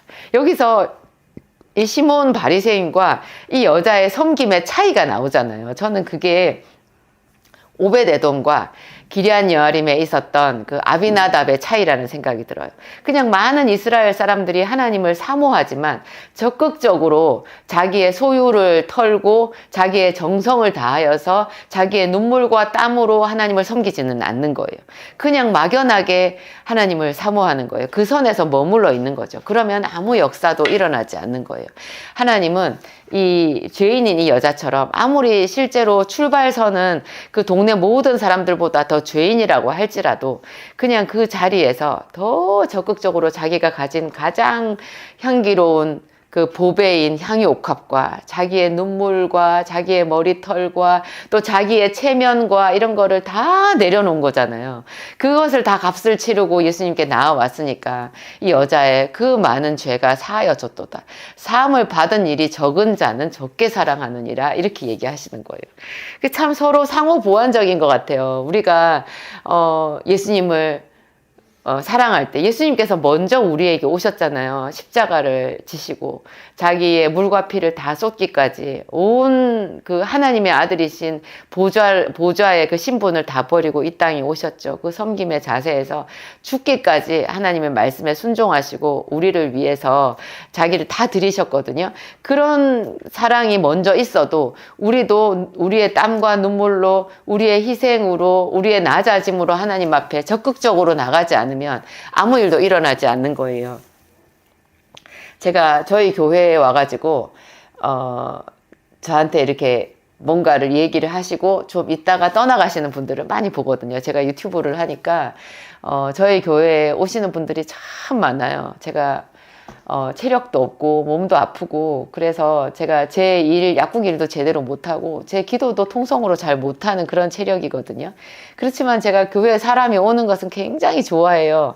또 한편으로 그렇지만 그 오는 사람들을 제가 뭐 어떻게 하겠어요. 이 체력으로. 또 체력이 좋다고 한들 그분들이 뭐 저에게 무슨 은혜를 받으시겠어요. 오셨으면 제가 섬기는 이 교회에서 함께 저와 같이 함께 무릎을 꿇고 함께 위에 계신 하나님을 바라보고 함께 이 교회를 세워가는 그 일에 동참하셔야지 그 은혜가 그분들에게 가는 거잖아요.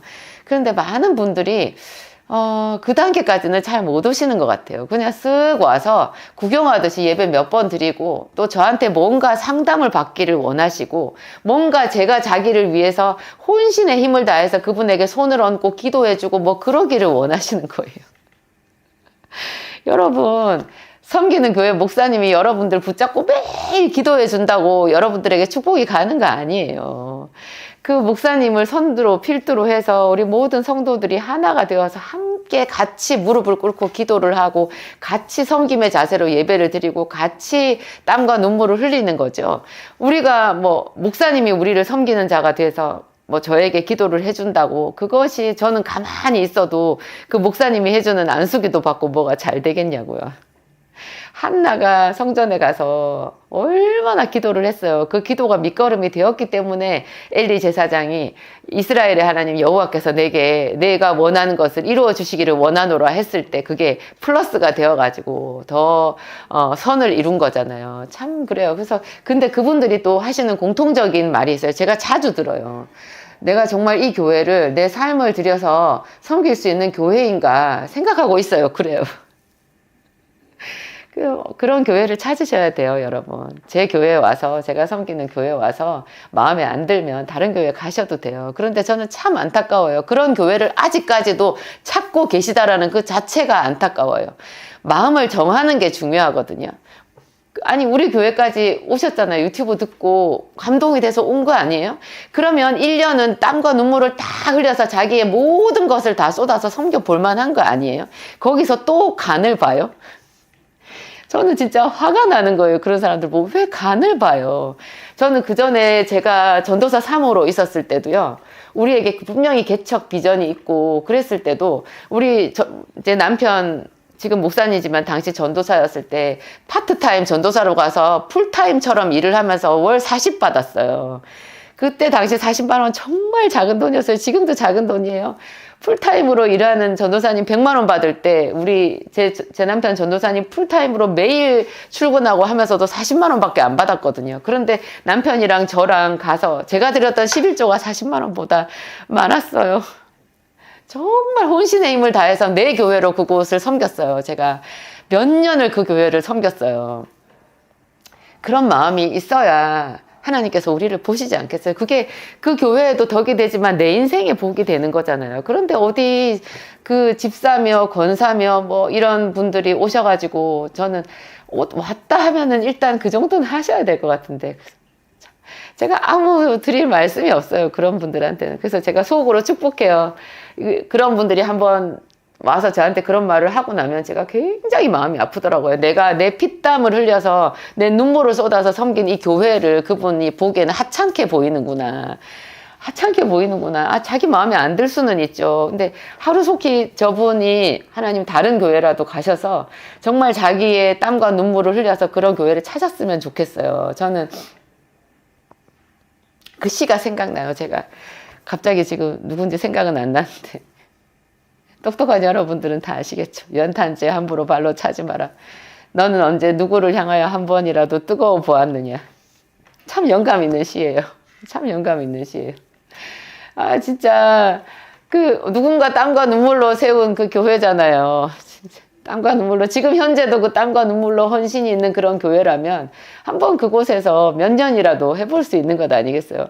그런 마음이 이 여자의 마음이에요. 이 누가복음 7장에 나와 있는 이 여자의 마음. 이 여자의 모든 것이잖아요. 우리를 저울질 해보시는 분은 위에 계세요. 저 위에 계세요. 그런데 우리가 그렇죠. 마음에 드는 교회를 찾지 못해서 이 교회 저 교회 기웃거리는 그런 것, 큰 교회를 다니면서도 자기 마음이 커져 있는 것은 진짜 위험한 것 같아요. 내가 큰 교회는요 이미 누군가의 땀과 눈물로 세워져 있는 거예요. 그곳에서 정말 나도 땀과 눈물로 하지 않고 그냥 폼 재고 썬데이 크리스찬으로 그곳에 다닌다면 그것은 정말 부끄러운 일 아니겠어요. 썬데이 크리스찬은 모든 교회에 다 있어요. 저희 교회도 아마 있을 거예요. 그런데 안타까운 거죠. 하나님이 그 사람을 보실 때 이 바리새인인 시몬을 바라볼 때처럼 안타깝지 않으시겠어요? 그의 사모함이 많음이니라. 너는 지금 저 여자가 죄인이라고 보느냐? 나는 저 여자가 최고의 예배자로 보인다. 너는 저 여자를 그렇게 평가하면서 나조차도 예수인 하나님의 아들인 나조차도 지금 의심하고 있는 것이 아니냐. 그렇게 얘기하시는 거죠. 제가 오늘 조금 흥분했는데 여러분 용서해 주세요. 용서해 주세요. 저는 하여튼 그래요. 열정이 있어요. 항상 열정이 있어요. 제가 이렇게 아프고 죽을 것 같이 아프고 가끔은 내가 왜 사나 그런 생각이 들 정도로 눈물이 나도 그래요. 내 삶은 하나님 거예요.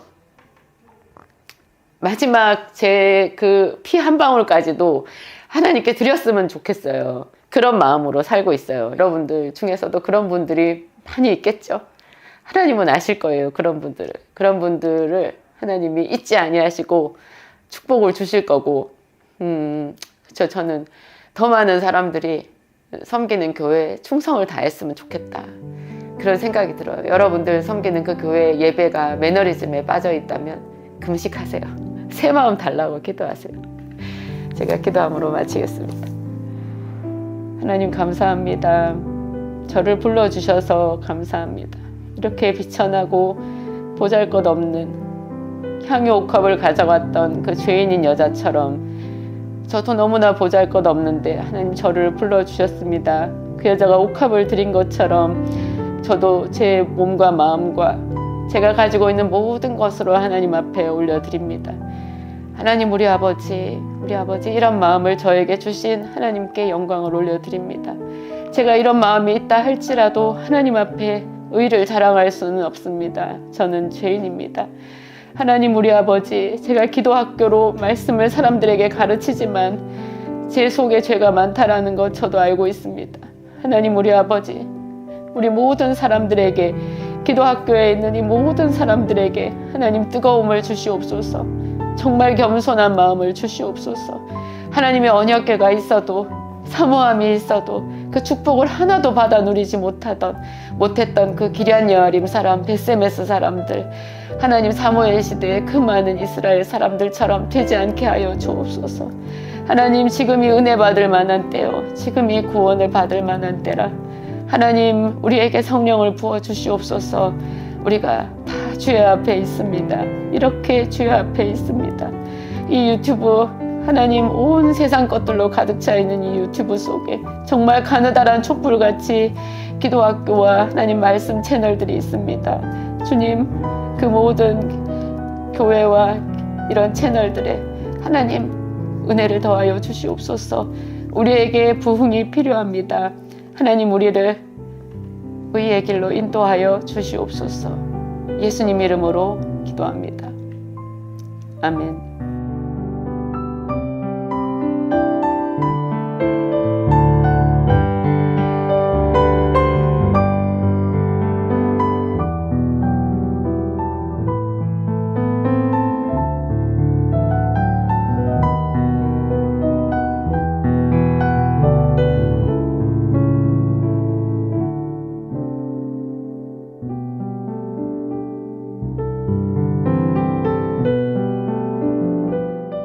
안녕하세요. 오늘도 기도학교에 오신 여러분을 진심으로 환영합니다. 제가 며칠 전에 제 딸에게 아주 재미있고 감동적인 이야기를 들었어요. 그 아이가 대학 시절에 CCC 수련회를 갔었는데요.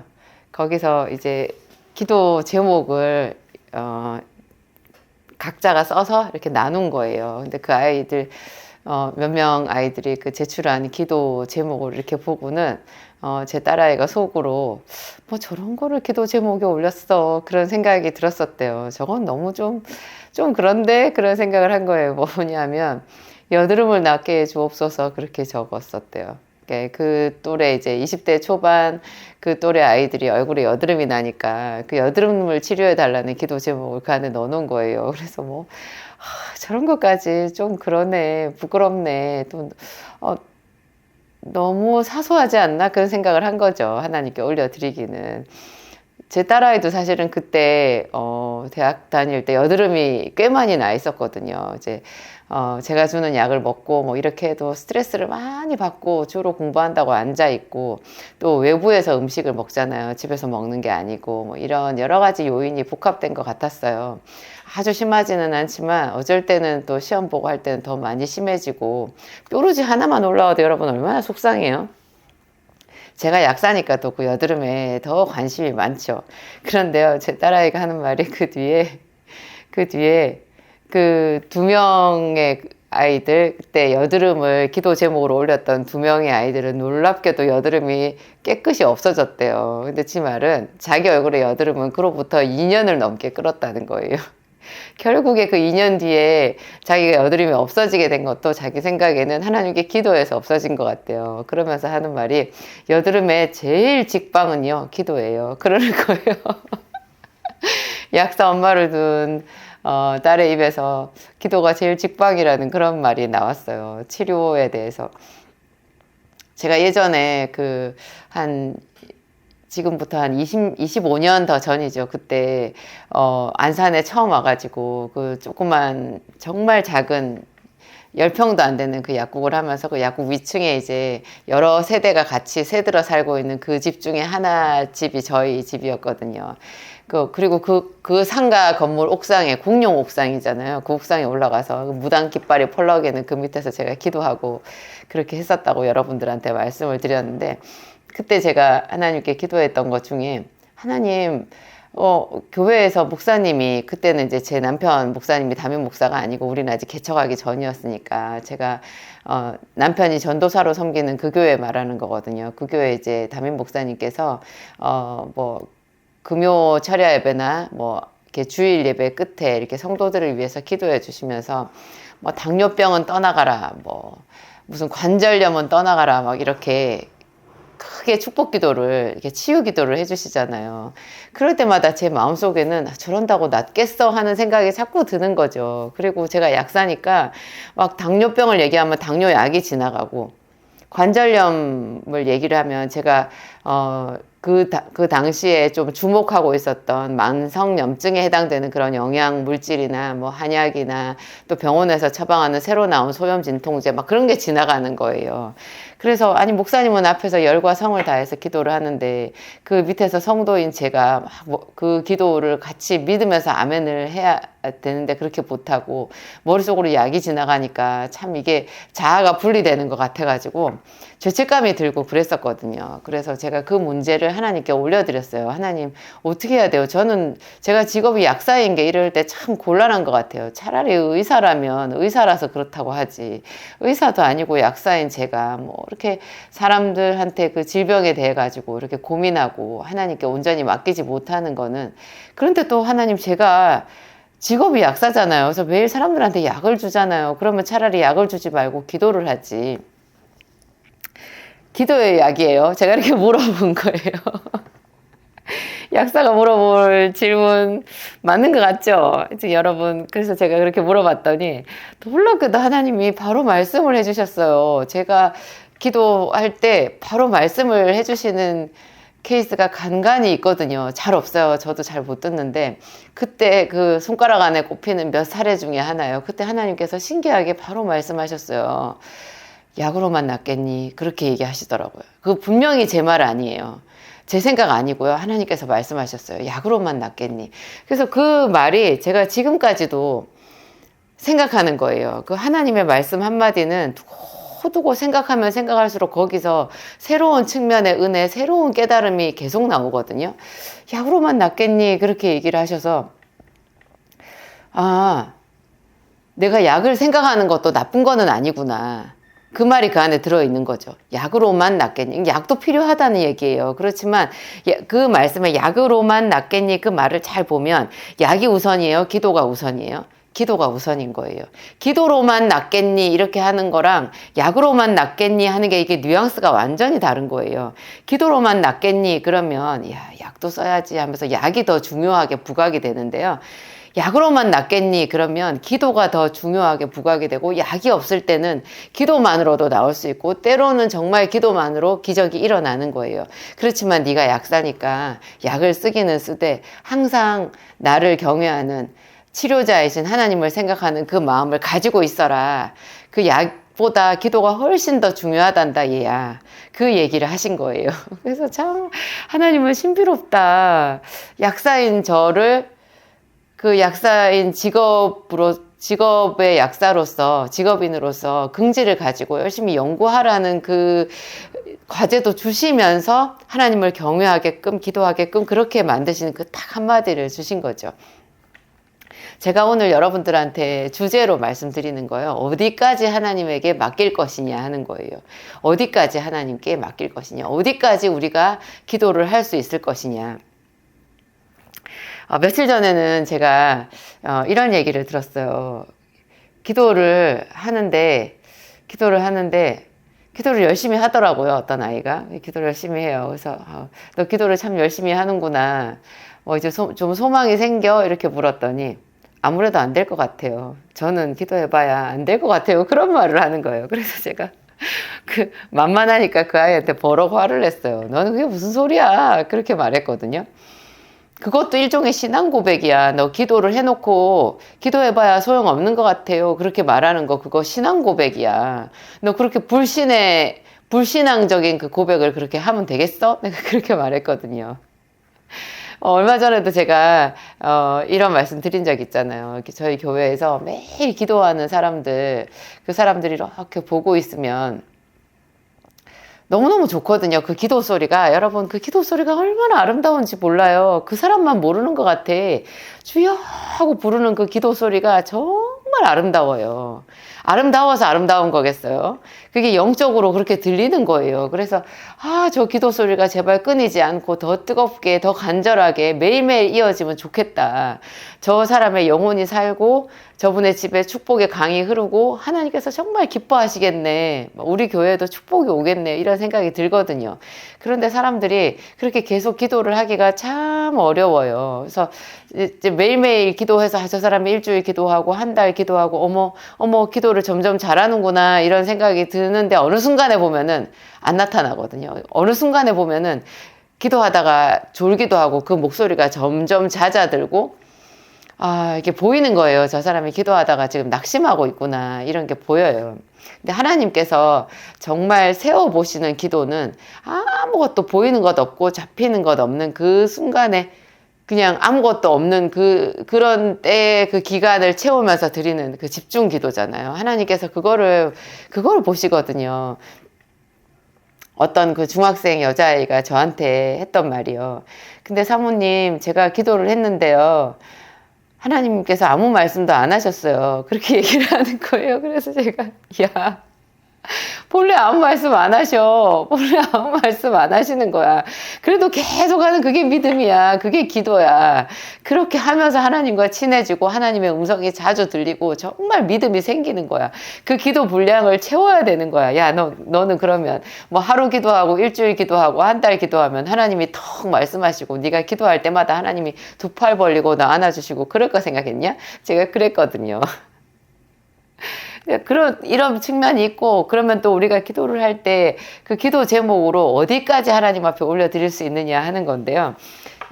제 딸아이 말에 따르면 여드름도 올려드리는 게 맞지 않겠어요?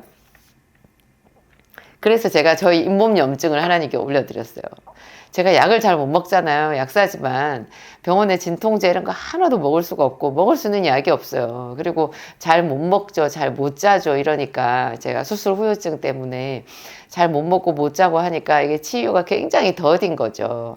그런데 저도 그 부분에 있어서 이 잇몸 저 안쪽에 이렇게 허물이 벗어져 가지고 그게 생살이 좀 나와 있었거든요. 껍질이 벗어져서 그게 자꾸 쓰리고 아프고 칫솔질 할 때마다 걸리는데 제가 저희 딸이 여드름 얘기를 하는 거를 들으면서 전 얼른 그 잇몸 저 안쪽에 있는 그 입천장에 까진 그 부분이 생각이 났어요. 그래서 거기를 혀로 이렇게 대면서 하나님 여기도 치료해 주세요 그랬거든요.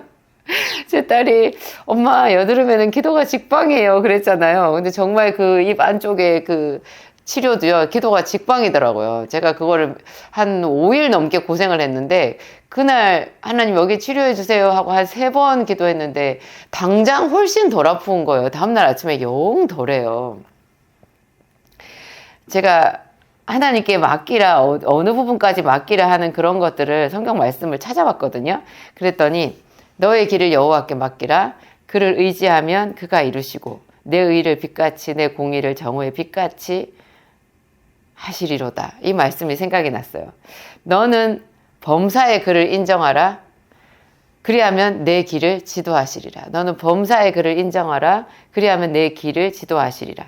너의 길을 여호와께 맡기라. 그를 의지하면 그가 이루시고 내 의를 빛같이 내 공의를 정오의 빛같이 하시리라. 이 둘 다 길이라는 말이 나오죠. 너의 길. 그리하면 내 길을 지도하시리라. 또 이런 말씀도 있어요. 여호와를 경외하는 자 누구뇨? 그 택할 길을 그에게 보이시리로다. 내가 너의 갈 길을 가르쳐 보이고 너를 주목하여 훈계하리로다. 내가 너의 갈 길을 가르쳐 보이고 너를 주목하여 훈계하리로다. 하나님 앞에 기도를 계속 하잖아요. 제가 예전에 그 조용기 목사님 청년 시절, 전도사 시절에 천막교회에서 있었던 그 간증이 지금 생각이 나는데요. 그분이 이제, 그 자기 동네에, 거의 뭐 죽은 사람처럼 아파서 누워가지고 아무것도 못하는 어떤 그 여자분을 그 전도사님, 그 당시 조용기 전도사님이 치료를 하셨잖아요. 완전 영적 전쟁이 치열했대요. 그 동네 무당이랑 둘이서 네가 이기나 내가 이기나 이래가지고. 그런데 이제 목사님이 결국 이긴 거죠. 그래서 그 여자분이 거짓말같이 치료되었다는 소식이 들리니까 그것 때문에 막 사방에서 도저히 감당이 안 되는 그런 정도로 중환 환자들이 자기를 찾아오기 시작했는데요. 어느 날 아침이라 그랬나? 어느 날 저녁에 그 천막에서 기도를 하고 있는데, 이렇게 안전뱅이, 한 번도 걸어본 적이 없는 안전뱅이 소년 하나가 세상에 뭐 서울역인가 어디서 구걸을 하고 있었는데요. 거기서 누가 지나가면서, 야, 너 그 어디에 있는 무슨 전도사님 찾아가라. 그러니까 여기 조용기 전도사님을 말을 한 거예요. 거기 가면 네가 나올 수 있다. 그런 말을 듣고는 무작정 그 안전뱅이인 애가 어떻게 해서 이렇게 목사님네 교회, 이 전도사님네 교회까지, 천막 교회까지 찾아온 거예요. 그래서 자기를 낫게 해달라 그렇게 말했는데, 목사님은 정말 하늘이 노랬대요. 하나님, 사람을 보내주시려면은 좀 교회 일꾼이 될 만하고 쓸만한 사람을 보내주셔야지. 이렇게 아무것도 없고, 게다가 이거 내가 어떻게 이 병을 고치냐고. 그러니까 한 번 병을 고쳤다고 해서 모든 병에 대해서 갑자기 뭐 손만 얹으면 낫고 이런 게 아니잖아요. 그러니까 목사님이 굉장히 마음이 답답하고 괴로우셨대요.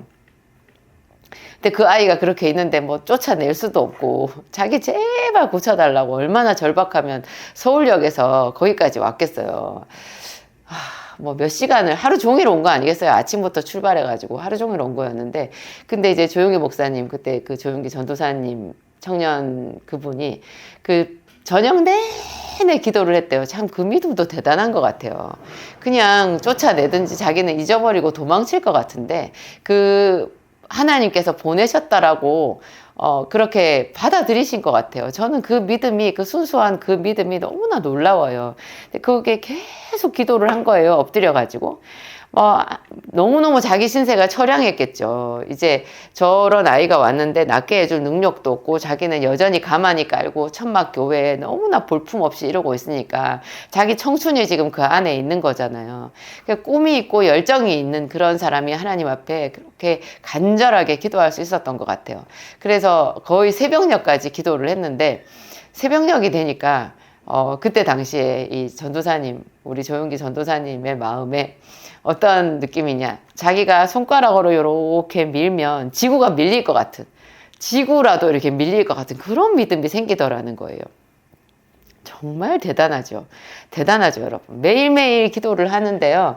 그 기도가 뭐 여드름을 맡기는 기도든 뭐를 맡기는 기도든 하여튼 누구를 위한 중보 기도든 뭐 말씀을 가지고 하는 기도든 하여튼 매일매일 하나님께 나가서 기도를 하잖아요. 계속 그분을 인정하고 그 기도를 삶의 우선순위로 두고 하나님의 말씀을 가지고 매일 기도를 하면 아무 소리도 없고 들리는 것도 없고 보이는 것도 없고 잡히는 것도 없는데요.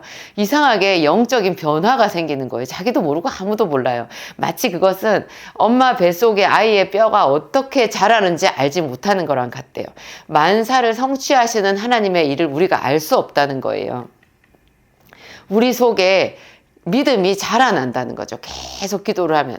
그 전도사님이, 조용기 전도사님이 밤새워 그냥 눈물 콧물 쏟으면서 하나님 앞에 정말 무력한 거 아니에요. 그 기도라는 거는 이 세상에서 뭘 좀 하는 사람들이 봤을 때는 가장 바보 같고 무력한 것 같아요. 쓸데없는 짓 같아요. 그거를 그렇게 울고 불고 그렇게 하느라고 뭐가 달라지겠어 이렇게 생각하는데, 밤새워 그 기도를 하다가 새벽녘에 알게 된 거잖아요. 자기 안에 믿음이 생겨서 신기하게 세상에 지구를 손가락으로 밀어도 밀릴 것 같은, 그러면은 뭐 과학자들이나 의사들이나 뭐 이 세상에 속한 그런 사람들은 뭐 거의 환각 상태가 왔거나 뭐 완전 정신적으로 뭐가 크게 문제가 생겼다라는 듯이 얘기를 할 텐데, 우리는 알잖아요. 그게 진짜로 믿음이 생겼다라는 것을.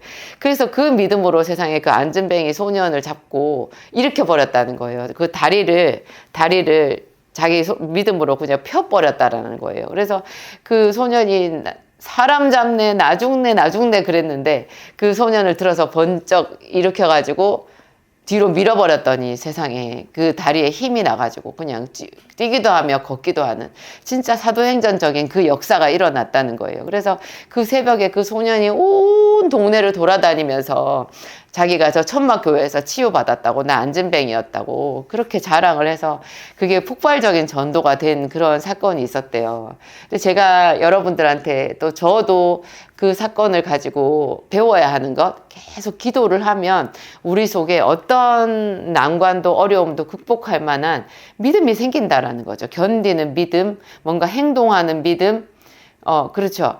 그런 것들이 생긴다라는 거예요. 하나님이 지혜도 주시고, 그렇다라는 거죠. 우리도 모르게 그 옛날에 나와 다른 모습으로 믿음의 사람으로 변화되어 있다는 거예요. 그러니까 전에 전혀 보이지 않던 새로운 길이 보이고, 그렇죠. 기쁨이 생기고, 기도를 하는 기쁨이 생기고, 그리고 하나님이 느껴지고. 저도 그래요. 언제부터 하나님이 느껴졌는지 모르겠어요. 저도 계속 수십 년 동안 기도를 하다 보니까 어떤 일이 생겨도 기도하면 되지 뭐, 그런 생각이 들고, 그리고 그냥 예전에는 제가 1시간 기도를 하면 한 30분, 40분 씨름을 해야 끝에 한 10분, 20분 겨우 하나님이 느껴졌었거든요. 그럼 이제 기도 시간이 끝났어요. 그 다음번에 기도를 할 때도 똑같아요. 하나님이 전혀 안 느껴져요. 어떤 날 기도 시작하자마자 막 성령의 기름 부으심이 있고, 제가 하나님의 옷자락을 느낀 적도 있고, 그 옥상이 하나님께서 베푸신 천국인 적도 있었다 했잖아요. 그러면 그 다음날은 뭐 올라가자마자 막 성령의 기름 부으심이 느껴지고 이래야 되지 않나요? 근데 그렇지 않아요. 여러분, 그 365일 기도를 하면요, 그 중에 정말 하나님의 임재가 느껴지고 하는 날은 10손가락 안에 꼽는 것 같아요. 제 생각에. 초창기 몇 년은 그래요. 거의 10년 가까이도 그러지 않았을까. 최소한 5년 넘게는 맨날 그 타령이거든요. 그런데 이따금씩 하나님께서 기름 부어주시고 그러는데요. 그게 시간이 계속 다니엘처럼 그렇게, 뭐 다니엘은 하루 3번 기도했지만 저는 뭐 1번, 2번밖에 기도를 못했는데요. 2번은 꼭 기도를 하려고 노력합니다. 교회 가서. 그 정도인데, 하나님께서 그냥, 당신의 터치를 많이 나타내 주시는 거예요. 요즘에는 어디서든지 제가 차를 운전하고 가거나 길에 있거나 집에서 너무 몸이 아파서 교회를 가지 못하는 그런 상태에 집에서도 그 아픈 몸을 가지고 막 어떻게 내 마음을 쳐서 복종시켜서 주의 이름을 부르는 순간 하나님께서 말씀하시거든요. 그 임재가 느껴지거든요. 이런 경험을 모든 사람들이 하셨으면 좋겠고, 또 그런 생각도 들어요. 저보다 기도를 잘하시는 분들이 얼마나 많겠어요. 그러니까 이 대한민국이 이렇게 혼란스럽고 어려운 상황 가운데에서도 그럭저럭 나라가 굴러가잖아요. 여러분, 우리가 뭐 온갖 소리를 다 해도 대한민국은 잘 가고 있어요. 그래서 하나님의 보호하심이 크다는 생각이 들고, 정말 이 땅에 숨어서 보이지 않게 기도하는 기도의 거장들이 많을 거라는 생각이 들고요. 우리도 거기에 숟가락 하나 얹어야 되지 않겠어요. 나 자신도 하나님께서 그들과 똑같이 생명을 주신, 사명을 주신 한 사람인데, 나도 나 자신을 더 하나님께 드리고 그분을 기쁘시게 해야 되겠다라는 그런 다짐이 돼요. 다짐이. 제가 다시 한번 읽어볼게요. 너의 길을 여호와께 맡기라. 그를 의지하면 그가 이루시고 내 의를 빛같이 내 공의를 정오의 빛같이 하시리라. 너는 범사의 그를 인정하라. 그리하면 내 길을 지도하시리라. 여호와를 경외하는 자 누구뇨? 그 택할 길을 그에게 가르쳐 보이시리로다. 내가 너의 갈 길을 가르쳐 보이고 너를 주목하여 훈계하리라. 전부 다 길에 대한 이야기예요. 우리가 길만 알면 되는 거거든요. 그 길을 안다라는 것이 또 우리에게 지혜와 지식을 준다라는 말하고도 같은 말이에요. 길은 지혜자에게 보이는 거거든요. 어떻게 해야 되는지를. 게으른 자에게는요, 왜 게으른 자는 문제가 되느냐? 게으른 자는 자기가 게으르다고 생각하지 않아요. 게으른 자는 할 일이 안 보여요. 할 일이 안 보인다는 뜻이 뭐냐? 자기가 뭘 해야 되는지 길이 안 보인다라는 거예요. 뭐가 잘못됐는지 안 보이는 거예요. 그냥 모든 게 편안하고, 뭐 설거지도 나중에 하면 되고, 뭐 청소도 나중에 하면 되고, 이불도 나중에 개면 되고, 저 서류도 나중에 처리하면 되고, 몰라 그런 거는 나는 몰라 이렇게 되는 거예요. 근데 부지런한 사람은 그 마음속에 항상 하나님에 대한 욕구가 있고, 뭐라도 더 해서 하나님이 기뻐하시는 그런 일을 내가 해야 되겠다라는 그런 뜨거운 욕구가 속에 있는 사람이거든요. 그래서 그 사람은 항상 할 일을 찾아요. 게으른 자는 할 일이 있어도 그걸 나중에 할 일로 미뤄버리거든요. 그리고 늘 익숙한 그런 것만 하려고 해요. 새로운 일을 하려고 하지 않아요. 왜냐하면 새로운 일은 게으른 자에게 굉장히 두려움이거든요. 게으른 자라는 뜻은 두려움이 많은 자라는 말하고 거의 일맥상통하더라고요. 왜냐하면 잠언서에 보면 게으른 자는 밖에 사자가 있다고 말한대요. 사자가 있다. 무섭다는 거죠. 밖에 나가면. 그러니까 내가 하지 않던 새로운 분야에 도전을 하고 뭔가 새로운 일을 한다라는 것은 너무 무서워서 못한다라는 거예요. 그러니까 게으름에 두 가지 차원이 있는데 정말로 할 일을 안 해서 게으른 사람이 있고요. 늘 자기 일은 그냥 해요. 근데 그 테두리 안에서만 하던 일만 그냥 되지도 않는 사업, 뭐 가난한 그 살림살이 그냥 그 안에서 아무것도 더 이상 벗어나지 못하고 그 안에만 있는 것도 생각의 게으름, 어떤 도전의 게으름, 그런 거거든요. 하나님은 항상 모험하게 하시는 분이고 새로운 일을 도전하게 하시는 분이고 나가라고 하시는 분이잖아요. 영적인 전쟁 이런 모든 부분에 있어서도 하여튼 그렇습니다. 하여튼 제가 그 여드름 하나의 이야기를 가지고 하나님 앞에 어디까지 맡겨야 되는지 그런 생각을 해봤는데요. 여러분들도 하나하나 맡기는 연습을 해보세요. 맡기는 연습. 그러면은 주변 사람들에 대해서도 중보기도 할 것도 더 많이 생기고, 중보기도를 하지 않으면 우리 모든 사람은 구경꾼이 돼요. 저 사람은 저렇게 하면 될 텐데, 이렇게 하면 될 텐데, 맨날 왜 저렇게 하지? 그렇게 남 이야기하고 남 흉보고 그냥 구경하면서 냉소적인 사람이 되는 거예요. 그런데 그게 이제 그분의 일을 그걸 보고 하나님께 맡겨야 되겠다라는 생각이 드는 사람은 그 사람의 아픔이나 그 사람의 한계나 실패조차도 나의 기도 제목으로 끌어올 수 있는 사람이고요. 내가 기도를 해줘도 사실 하나도 이렇게 어떤 공로가 표시가 안 나잖아요. 내가 기도한 건 나만 알지 아무도 모르고 나중에 그 사람이 잘 돼도 내가 기도했어 그래가지고 그 사람한테 뭐 고맙다라는 말을 들을 수 있는 것도 아니잖아요. 그런데 이런 모든 일들이 하나님 나라에서 우리의 상급으로 쌓이고 하나님 나라에서 내가 부지런히 일한 목록으로 쌓인다라는 거, 그게 중요한 거죠. 하여튼 그렇습니다. 여러분 오늘 하루도 하나님께 온전히 맡기는 연습, 새로운 거 다 맡겨보는 연습, 맡기면서 기도하고 그 마무리는 승리를 선포하고 찬양하는 그런 생활을 한번 해보시기 바랍니다. 기도하시겠습니다. 하나님 감사합니다. 하나님 우리에게 기도를 가르쳐 주셔서 감사합니다. 예수의 이름을 우리에게 주셔서 감사합니다. 하나님 내 삶에 한계에 부딪혔을 때 우리가 낙심하고 좌절할 수밖에 없는 그런 나약한 존재인데 하나님 당신의 이름 예수 그리스도의 이름을 주셔서 소망을 품을 수 있게 되었습니다. 그것을 가지고 기도하며 꿈꾸며 새로운 일을 해볼 수 있는 하나님 그런 사람이 되었습니다. 하나님 감사합니다. 또한 주님께서는 아주 사소한 것, 그런 여드름 뾰루지까지도 입안에 있는 염증 하나까지도 내 아픔이나 하나님 내 질병이나 우리 가족의 어떤 문제나 그 무엇도 하나님 앞에 맡겨드리기를 원하시는 줄 우리가 배웠습니다. 하나님 당신은 귀찮아하지 않으시고 오히려 그것을 주님 앞에 가지고 나아가는 우리들을 더 기뻐하시며 믿음으로 인정해 주시는 분이십니다. 좋으신 하나님 앞에 감사합니다. 성령 하나님 우리 모두에게 기도의 영을 부어 주시옵소서. 하나님 깨달아 알아서 하나님 앞에 맡겨드리고 우리 안에 하나님 여러 가지 죄의 기회조차도 하나님께 맡겨드려서 하나님 주의 의와 주의 선한 길을 쫓아 나아가는 삶이 되게 하여 주옵소서. 하나님을 사랑합니다. 예수 그리스도를 사랑합니다. 모든 말씀 우리 주 예수님 이름으로 기도합니다. 아멘.